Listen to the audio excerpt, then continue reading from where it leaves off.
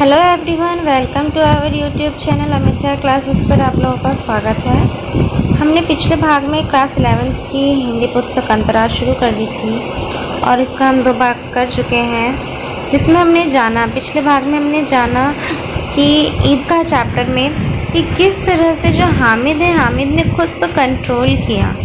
ईदगाह में गया, उसने कितनी सारी चीज़ें देखी, खिलौने देखे, मिठाइयाँ देखी, लेकिन उसने वो सब न लिया। खुद के मन को उसने कंट्रोल किया, हाँ, और अपने मन को उसने समझाया कि अगर ये ऐसी चीज़ें ले लेगा तो इससे क्या क्या उसको नुकसान होगा, उसको कोई फ़ायदा नहीं होगा इससे। और उसने क्या लिया था? उसने चिमटा लिया था, जिसका उसने नाम रखा था रुस्तमे हिंद, है ना। और फिर उसके बाद सभी दोस्तों से उसकी बहस भी हुई थी इस वजह से, और फिर आखिरकार सभी जाकर मान गए और ये हामिद जो है जीत गया था अपने तर्कों में। और उसके सारे दोस्त जो है अब वो ग्लानि कर रहे थे कि हमने जो खिलौने लिए हैं इससे कोई खुश नहीं होने वाला और बल्कि डांट पड़ेगी, है। और फिर सारे एक साथ क्या दोस्त भी बन गए थे फिर अच्छे खासे। आइए हम आगे स्टार्ट करते हैं। 11 बजे गांव में हलचल मच गई। मेले वाले आ गए। मोहसिन की छोटी बहन ने दौड़कर भिश्ती उसके हाथ से छीन लिया और मारे खुशी के जोर ली। तो मियाँ भिश्ती नीचे आ रहे और सुरलोक सिधारे। अब देखिए क्या हुआ, उसकी बहन के हाथ से वो भिश्ती नीचे गिर गया और वो टूट गया। इस पर भाई बहन में मारपीट हुई। दोनों खूब रोए। उसकी अम्मा यह शोर सुनकर बिगड़ी और दोनों को ऊपर से 2-2 चांटे और लगाए। मियाँ नूरे के वकील का अंत उनके प्रतिष्ठानुकूल इससे ज़्यादा गौरवमय हुआ। यानी कि अब जो नूरे का जो वकील था उसका भी अंत हुआ, लेकिन देखिए किस तरह से ज़रा हुआ। वकील ज़मीन पर या ताक पर तो नहीं बैठ सकता, उसकी मर्यादा के विचार तो करना ही होगा। दीवार में 2 खूंटियाँ गाड़ी गई, उन पर लकड़ी का एक पटरा रखा गया। पटरे पर कागज़ का कालीन बिछाया गया। वकील साहब राजा भोज की भांति सिंहासन पर विराजे। नूरे ने उन्हें पंखा झलना शुरू किया। अदालतों में खस की टट्टियाँ और बिजली के पंखे रखते हैं। क्या यहाँ मामूली पंखा भी ना हो? कानून की गर्मी दिमाग पर चढ़ जाएगी कि नहीं? बांस का पंखा आया और नूरे हवा करने लगा। मालूम नहीं पंखे की हवा से या पंखे की चोट से वकील साहब स्वर्ग लोक से मृत्यु लोक में आ रहे और उनका माटी का चोला माटी में मिल गया।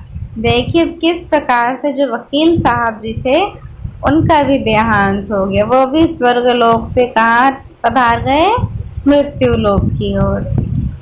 फिर बड़े जोर शोर से मातम हुआ और वकील साहब के अस्थि घूर पर डाल दी गई। यानी कि अब उनकी जो अस्थियाँ थी वो भी मिट्टी में मिल गई। अब रहा महमूद का सिपाही। उसे चटपट गांव का पहरा देने का चार्ज मिल गया, लेकिन पुलिस का सिपाही कोई साधारण व्यक्ति तो नहीं जो अपने पैरों चले। वह पालकी पर चलेगा। एक टोकरी आई, उसमें कुछ लाल रंग के फटे पुराने चिथड़े बिछाए गए, जिसमें सिपाही साहब आराम से लेटे।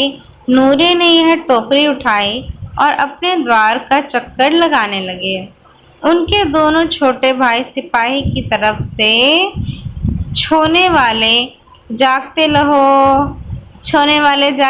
देखो उनके छोटे भाई है किस तरह से, मतलब छोटे भाई है, छोटे बच्चे हैं वो, और तो लाकर कैसे बोल रहे हैं, छोटे वाले जागते रहो पुकारते चलते हैं। मगर रात को अंधेरी होनी चाहिए। रात तो अंधेरी होनी चाहिए ना, तभी तो चौकीदार जो है, सिपाही जो है वो जागते रहो करेगा। महमूद को ठोकर लग जाती है। टोकरी उसके हाथ से छूटकर गिर पड़ती है और मियाँ सिपाही अपनी बंदूक लिए ज़मीन पर आ जाते हैं और उनकी एक टांग में विकार आ जाता है, यानी कि उनका एक टांग टूट जाता है। महमूद को आज ज्ञात हुआ कि वह अच्छा डॉक्टर है। उसको ऐसा मरहम मिल गया है जिससे वह टूटी टांग को आनन फानन जोड़ सकता है। केवल गूलर का दूध चाहिए। गूलर का दूध आता है, टांग जोड़ दी जाती है, लेकिन सिपाही को ज्यों ही खड़ा किया जाता है, टांग जवाब दे देती है। अब उसे जोड़ तो दिया, लेकिन खड़ा नहीं हो पा रहा है। फिर शल्य क्रिया असफल हुई, तब उसकी दूसरी टांग भी तोड़ दी जाती है। अब कम से कम एक जगह आराम से बैठ तो सकता है। एक टांग से तो न चल सकता था न बैठ सकता था। अब वह सिपाही सन्यासी हो गया है। अपनी जगह पर बैठा बैठा पहरा देता है। कभी कभी देवता भी बन जाता है। उसके सिर का झालदार साफा खुरच दिया गया है। अब उसका जितना रूपांतरण चाहो कर सकते हो। कभी कभी तो उसके बाट का काम भी लिया जाता है। अब मियाँ हामिद का हाल सुनिए। अमीना उसकी आवाज़ सुनते ही दौड़ी और उसे गोद में उठाकर प्यार करने लगी। सहसा उसके हाथ में चिमटा देखकर वह चौंकी। यह चिमटा कहाँ था? मैंने मोल लिया है। कई पैसे के में? 3 पैसे दिए। अमीना ने छाती पीट ली। ये कैसा बेसमझ लड़का है कि दोपहर हुआ, कुछ खाया न पिया, लाया क्या चिमटा? सारे मेले में तुझे और कोई चीज़ न मिली जो यह लोहे का चिमटा उठा लाया? हामिद ने अपराधी भाव से कहा, तुम्हारी उंगलियां तवे से जल जाती थी, इसलिए मैंने उसे लिया। बुढ़िया का क्रोध तुरंत स्नेह में बदल गया, और स्नेह भी वह नहीं जो प्रगल्भ होता है और अपनी सारी कसक शब्दों में बिखेर देता है।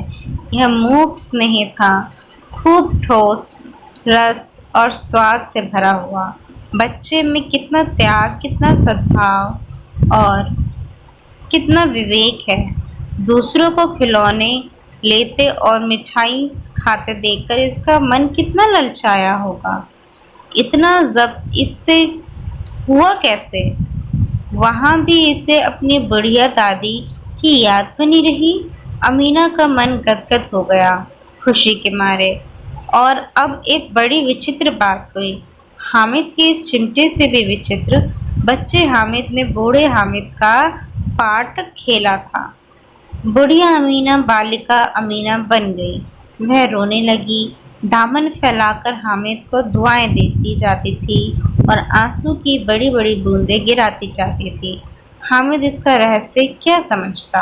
अब देखिए क्या हुआ कि अमीना तो बहुत ज़्यादा खुश हो गई और इस वजह से उनकी आंखों से आंसू आने लग गए। और उस टाइम के लिए अमीना जो एक छोटी बच्ची बन गई और जो हामिद है एक बूढ़ा हामिद बन गया, लेकिन बड़ा जैसा। वो सोच रही कि इस बच्चे ने किस तरह से अपने अंदर, इसके मन में भी तो लालसा थी होगी ना कि मैं ये खाऊं, मिठाइयाँ खाऊं, इसे खिलौने लूं, लेकिन इसने सब नहीं लिया।